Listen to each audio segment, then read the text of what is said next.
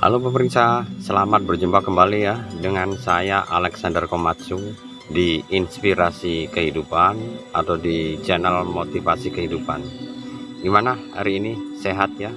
Semoga hari ini semuanya dalam lindungan Tuhan Yang Maha Esa, sehat walafiat, tanpa kurang suatu apapun. Begitu pemirsa ya. Nah, sebelum kita menginjak ke topik yang akan kita bahas, jangan lupa tuh ditekan tombol.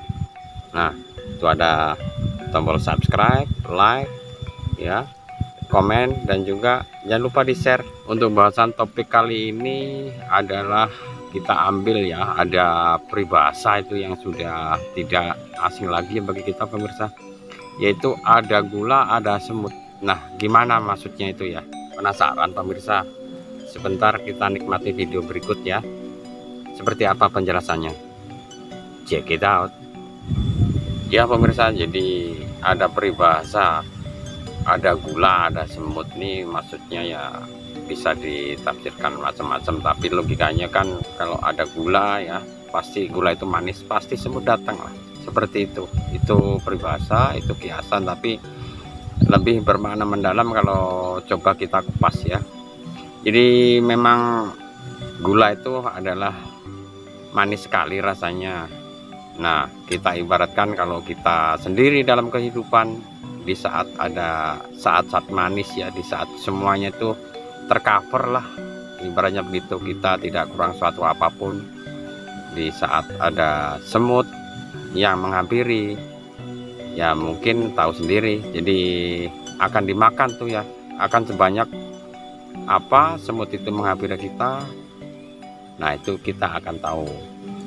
Nah, di sisi lain makna kehidupan itu kita bisa ambil dari situ ya. Jadi hikmahnya kalau di saat ada gula ada semut, di saat kita ada rezeki, kita dalam serba kecukupan, pastilah dari kolega kita ya, untuk dari kolega bisnis lah, dari teman dekat, teman sejawat, pasti banyak yang nyamperin.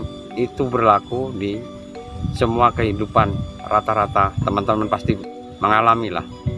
Tapi di satu sisi, di saat kita jatuh ya, di saat kita jatuh, nah ini kita bisa bedakan antara memang teman yang memang benar-benar teman dan juga sahabat ya.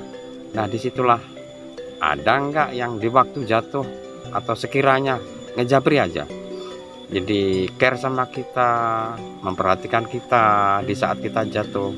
Nah, itu yang perlu kita sikapi. Nah, di saat seperti itu apa tindakan atau aspek yang bisa kita petik, terus kemudian kita menentukan sikap ya. Jadi dapat dijelaskan seperti ini pemirsa. Kita mengambil sikap dalam arti kita tetap harus dalam aura positif, terus kita kembangkan pikiran positif, kita doakan, kita harus berbesar hati. Mungkin teman kita juga lagi kesusahan, di saat lain juga mungkin teman kita sibuk ya, itulah yang bisa menghibur hati kita. Jadi kalau kita berprasangka positif, punya pikiran positif, ya itu yang bisa menghibur hati kita. Ngapain kita ya sampai rungsing, kita pusing mikirin hal-hal yang dapat menghambat untuk kemajuan kita. Ya udah, kita tetap semangat.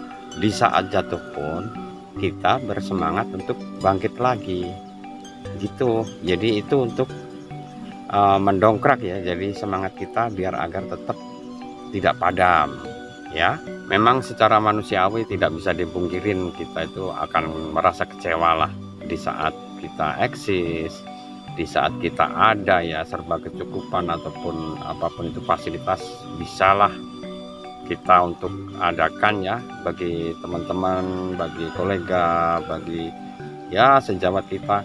Tapi di saat kita terpuruk, kita jatuh ibarat tertimpa tangga, tidak satupun dari teman-teman kita, sejawat kita, kolega kita itu istilahnya care pada kita. Nah, itu sebenarnya secara manusiawi itu memang kita akan sangat kecewa. Tapi untuk apa?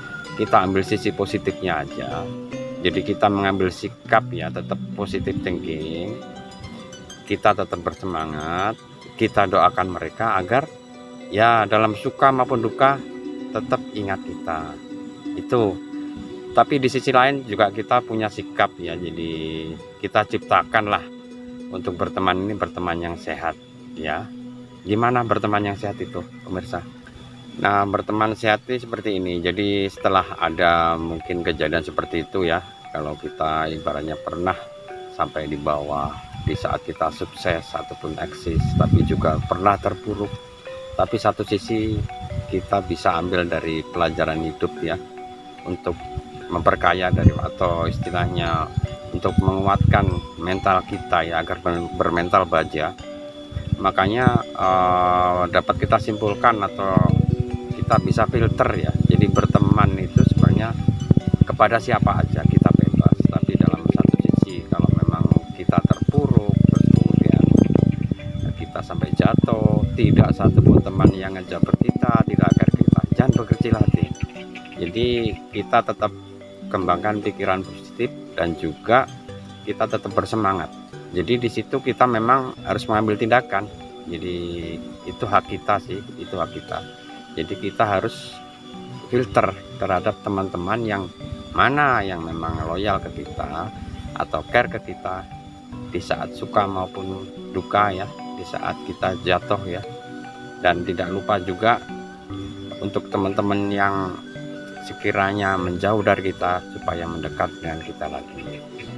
Nah, untuk pensifatan di era global ini, jadi kita memang perlu cuman menjaga sikap ya. Jadi dari hal-hal yang sudah kita filter tadi, kita berteman kepada siapa, dan juga kita sudah bisa menentukan ya mana teman yang care sama kita di saat susah senang ya, dan juga di mana teman kita yang bisa diajak untuk kerjasama. Nah, disitulah dalam arti kita tetap punya sikap, punya filter. Jadi kita tidak terpengaruh kita berteman kepada siapa aja, tapi ambil sisi positifnya. Jadi itu yang bisa kita ambil dari peribahasa ada gula ada semut ya. Jadi jangan dipikirkan secara negatif. Jadi kita tetap harus ada aura positif untuk mensikapi kehidupan. Itu yang bisa kita bagikan ya. Jadi tetap semangat, bikin hidup lebih hidup, jangan mudah menyerah. Oke, see you.